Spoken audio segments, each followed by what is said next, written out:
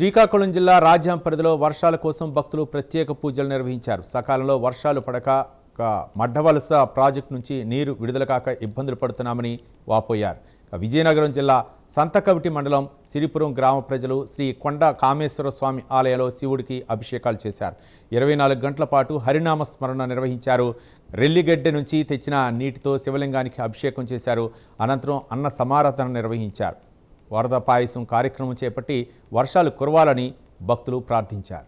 శ్రీ కొండ కామేశ్వర స్వామి ఆలయం ప్రసిద్ధి కాంచింది. ఎందుకంటే పురాతన కాలం నుండి కూడా మాకు పిలిచే దైవ స్వరూపుడైనటువంటి శ్రీ కొండ కామేశ్వర స్వామి. ఎందుకంటే మా కోరికలు నెరవేర్చిన తండ్రి మా కొండ కామేశ్వర స్వామి. అందుకు మేము చాలా రోజులు బట్టి వర్షాలు పడలేక చాలా ఇబ్బందులు పడుతున్నాం. రైతులు కూడా చాలా ఇబ్బందులు పడుతున్నారు. ఎప్పుడు తండ్రి ఈ వానదేవుని కరుణిస్తాడా లేదా అనే చాలామంది ఎదురు చూస్తున్నారు.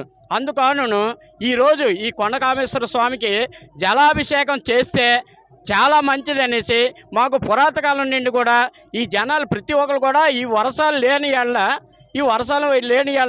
ఈ జలాభిషేకం చేస్తున్నారు. కావున ఈరోజు కూడా మనందరం కూడా ఈ 4 గ్రామాలు కూడా ఒకటై ఈ జలాభిషేకం చేద్దాం. ఆ కొండ కామేశ్వర స్వామి కరుణా కటాక్షలు మనకి ఉంటాయి, నిరంతరం కూడా ఉండేలాగా మనం జలాభిషేకం చేద్దాం. అందుకని మనకి వర్షం చాలా చక్కగా పడుతుంది. అందుకోసం మాకు నమ్మకం ఉంది. ఎందుకంటే పిలిస్తే చాలు మా కొండ కామేశ్వర స్వామి వారి మాకు అభయాన్ని ఇస్తున్నాడు. వరకు కూడా రైతులకు అనుకూలంగా వర్షాలు పడడం లేదు. ఎప్పుడైనా ఇక్కడ వర్షాలు పడకపోతే కొండ కామేశ్వర స్వామికి జలాభిషేకం చేయడం అనేటువంటి ఇక్కడ ఆనవాయితీ. మనకి భగవద్గీతలో ఒక శ్లోకం ఉంది, మయి అధ్యక్షేణ ప్రకృతి సూజతే సచరాచరం అని. భగవంతుడు ఆ యొక్క ఆజ్ఞలోనే అన్నీ కూడా నడుస్తాయని. కాబట్టి భగవంతుడిని మనం ప్రీతి చేయిస్తే ఆయనకి మనం పూజలు చేసి అభిషేకం చేస్తే ఆయన అనుగ్రహం వల్ల ప్రకృతి అయినటువంటి వరుణదేవుడు మేఘాలు ఇవన్నీ కూడా అనుకూలంగా వర్షిస్తాయని మనకి భగవద్గీత కూడా చెప్తుందన్నమాట.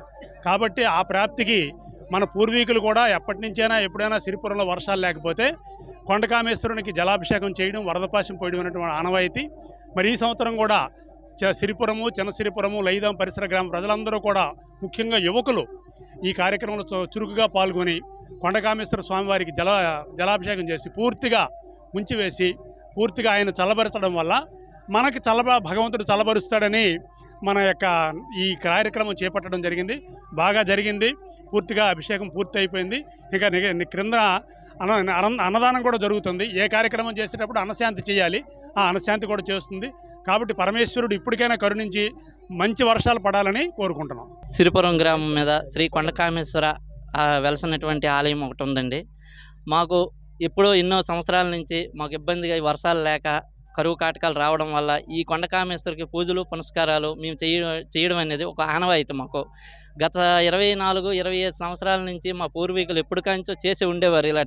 ఇలాంటి చేయడం వల్ల భగవంతుడు మా మీద కనికరించి దయించి ఏమైనా వర్షాలు పడే అవకాశం ఉందేమో, మాకు ఈ భోగభాగ్యాలు కలుగుతాయేమని ఇలాంటి కార్యక్రమాలు మేమంతా ఇంటికో బింది ఈశ్వరుకో దండ అన్నట్టు మేము ఇలాంటి కార్యక్రమాలను ప్రజలు మంది వచ్చి ఈ శివలింగాన్ని ముంచే కార్యక్రమాన్ని ఈరోజు పెట్టుకున్నాం. అలాగే గత 10 రోజుల క్రితం ముందుగా కప్పను తిప్పడం అనేది, వరద పాయసం పోయడం అనేది ఇలాంటి కార్యక్రమాలు కూడా చేసాం. ఆ భగవంతుడు మాపై కరుణ చూపక ఇంతవరకు ఇప్పుడు ఇంకా కరుణ చూపించి ఏమో వర్షాలు పడతాయని ఆశిస్తున్నాము.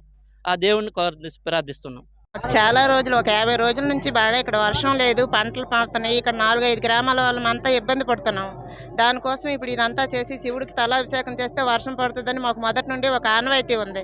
కాబట్టి మేము ప్రతి సంవత్సరం దీన్ని ఆనవాయితీగా చేసి ఒక 4-5 గ్రామాల వాళ్ళం ఇక్కడికి వచ్చి తలాభిషేకం చేసి వరద పాయసం పోస్తే మాకు వర్షం పడుతుందని ఒక నమ్మకం.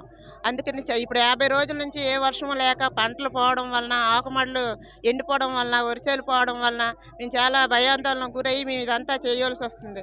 కాబట్టి శివుడికి తలాభిషేకం చేసి చల్లదనం చేస్తే మాకు వర్షం పడుతుందని ఒక నమ్మకం వల్ల మేము 4-5 గ్రామాలను కలిసి చేస్తున్నాము. ఇది ఎంతవరకు అవుతుందో అవదో మా ప్రయత్నం మేమైతే చేయడం జరిగింది. ఇక ఆ తర్వాత భగవంతుడి మీద పెట్టి వదిలేస్తున్నాము.